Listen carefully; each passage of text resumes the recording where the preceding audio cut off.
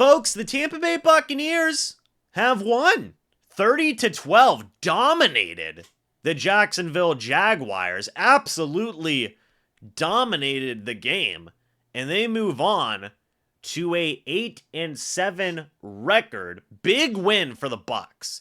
This is one where people said, okay, can the Bucs beat a playoff team? Can the Bucs beat a playoff caliber team? They just did that, in my opinion, for the second week in a row, depending on how you view the Green Bay Packers. But Jacksonville just got whomped, just got stomped by the Tampa Bay Buccaneers. Let's go ahead and dive into it, because holy crap, what a game for Baker Mayfield and the Tampa Bay Buccaneers. And what a great way to start is by talking about Baker, who all in all had a pretty good game today. He really did. 26 of 35, 284 yards, 2 touchdowns, no picks, 2 sacks. He was sacked twice on the day. This was a good game for Baker Mayfield. It was. This was a very solid, very, very decent game by Mayfield. Made some good plays. Had a couple of really, really nice throws. I mean, that's the honest to goodness truth there. Had a couple of really, really nice throws to Mike Evans throughout the game as well. It was a good game for Mayfield. He did a lot and helped this offense have a pretty dominant day, all things considered. They got some help with some short fields from defensive takeaways. We'll talk about that in a little bit as well. But Mayfield went out, played a pretty good game overall. Hats off to him. And all in all, it was good for Baker. It was good game for Baker. The run game, now the stats are not going to look great, right? 20 carries for 38 yards, 1.9 yard per average, and a touchdown for Rachaad White. Shout out to him for getting a touchdown. Chase Edmonds, 10 carries, 25 yards, 2.5 yards per attempt. You got to remember that by the start of the fourth quarter, the Bucs were up 30-6. So they're grinding out this clock, getting a couple yards here, a couple of yards there, not necessarily running the football to get big chunk plays, just to grind out the clock more than anything. And Rachaad White and Edmonds at the end of the day were able to do that. It was a long second half. But they did grind out the clock. Also, Baker had such a gritty run. That's going to be up on the channel as a YouTube short. But Baker also was pretty, again, gritty running the football today also, which was fantastic. In the receiving game, this is how you want to see it, right? 8 targets, 7 catches, 86 yards, 2 touchdowns for Mike Evans. 11 targets, 6 catches, 79 yards for Chris Godwin. Those two need to be the top 2.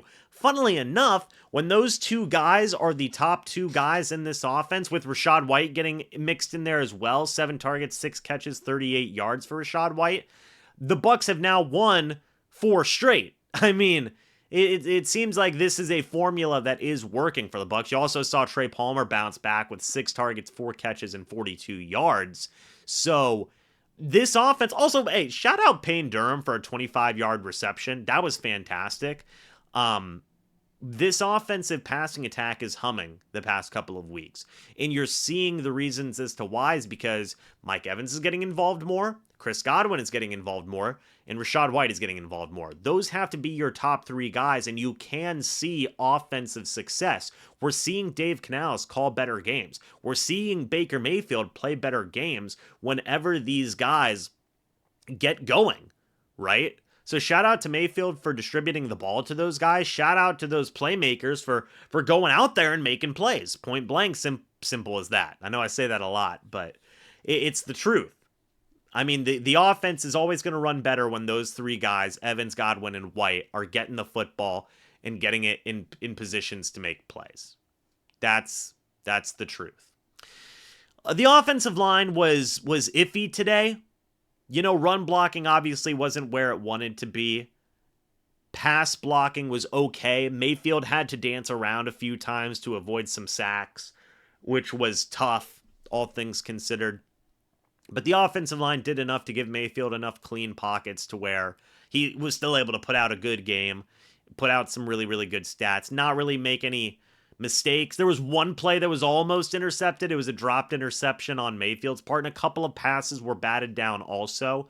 But that's more so nitpicking more than anything. ultimately the offense did a great job today. They really did. And one of the biggest reasons they did do good was they had some help from the defense. Holy crap, the defense went crazy today. Let's start with the big man himself, Lavonte David. Eight total tackles, 1 sack, 1 tackle for loss, 1 quarterback hit. Lavonte was great today. He was fantastic. Everything that you want in a star linebacker, Lavonte was doing today. I mean, he was just fantastic. He was going out there making plays left, right, and center, being the leader of this defense, and he did a great job. Yaya Diaby was fantastic today also. 5 tackles, 1.5 sacks, 2 tackles for loss, 1 quarterback hit, and a fumble recovered, which is important to note. Yaya's been one of the best, if not the best pass rusher on the team this year. I think he's at 6.5 sacks on the year, which is now going to lead the team. A great year for Yaya. This is his rookie year, by the way. Yaya is a guy that you can genuinely consider as not a number 1 pass rusher next year, but a starting pass rusher next year. I don't think is a crazy thing to say because he's proving it.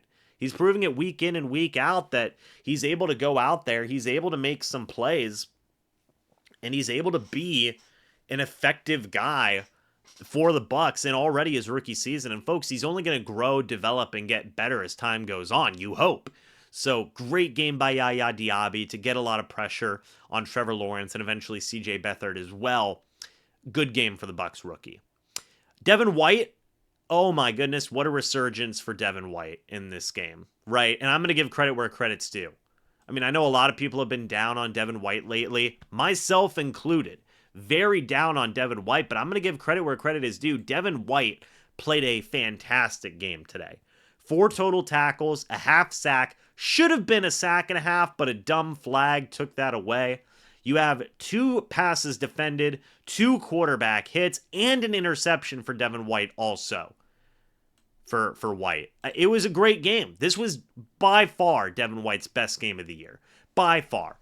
And some people have been talking about it, you know, we in the live stream chat today, which by the way, I'm gonna pull up the chat real quick so everybody can say hi to the YouTube video because we are doing this on the live stream. But you know, the live stream chat's been talking about it today. Where was this because of the benching or the healthy inactive of Devin White last week? That Devin White wanted to come out here and showcase his abilities and put up a really good game? I don't know. It's definitely possible. And you could 100% make that conclusion. Regardless of how we got here, we got Devin White having his best game of the year by far. And we'll take that. The defense was electric today. Devin White was one of the better players defensively today. And look, I mean, I know speaking of electric and guys going out there making plays, we talk about him every week. But again, he went out there and just did amazing. Antoine Winfield Jr., 3 total tackles, 1 sack, a tackle for loss, a pass deflection, a quarterback hit, an interception, a fumble recovered, and a partridge in a pear tree. That is everything that Antoine Winfield Jr. did today. He went absolutely nuts. And he just continues to showcase that he's going to be a guy who's going to be an all-pro, should be an all-pro. He's one of the best safeties in the league, if not the best safety in the league. And he makes plays. He makes plays, man. You see it week in and week out, game and game and game. This dude is probably right now, he's probably the best player on the Bucs defense. He probably is at this point. Some people may still say Lavonte David. Some people may throw Vita Vea in there. Antoine Winfield Jr. might be the best person on this defense. And that's not a bad thing. That's a great thing. He's going out there and making plays. You cannot be upset about that at all. He's been fantastic, and he continued that today. Talked about the 2 interceptions, 1 for Devin White, 1 for Antoine Winfield Jr. Special teams, I mean, 2 punts today from Jake Camarda, 1 inside the 20. They didn't have to punt the ball a lot today. Chase McLaughlin made all of his kicks, 3 for 3 on field goals, 3 for 3 on extra points. This was a dominant win by the Bucs. A dominant win. And this is their 4th win in a row, man. Their 4th win in a row. What a crazy stretch the Bucs have been on. right? I mean, what an absolutely crazy stretch to go from 4-7, where if you lose one more game, you're going to get knocked out of the playoffs, to 8-7. You have a winning record now for the first time since week 5 with 2 to go. You're in the driver's seat for the NFC South. If you beat the Saints next week, you clinch. If you win one of your next 2 games, you clinch. That's great. And I don't think it's a place where a lot of people expected the Bucs to be this year, myself included. I predicted the Bucs to have 8 wins on the year. They have that now with two games left on the season. And, some people have been saying, hey, Todd Bowles, Coach of the Year candidate. I wouldn't go that far. But personally, when the Bucs were 4-7, I'm not afraid to admit it. I underestimated, obviously, Bowles and this team and their ability to bounce back this much, right? This much. To win 4 straight, definitely underestimated their ability to bounce back that much. They've now won 2 games back to back that I thought were going to be incredibly difficult to win. And they did it. And now they're in a great position. They are in a great position. And they dominated this week against a playoff caliber team of the Jaguars. Second week in a row that they've really done well against playoff caliber teams. In my opinion, the Packers are a semi-playoff caliber team. So it's great. It's great, man. I mean, shout out to the guys. Shout out to the Bucs. Playing great football right now. We'll see if they can keep it going next week, man. Big game against the Saints. Let's enjoy the Bucs' 4th win in a row, a dominant one at that. Thank you guys. Man, just crazy. 4 straight wins for the Bucs, and life is good.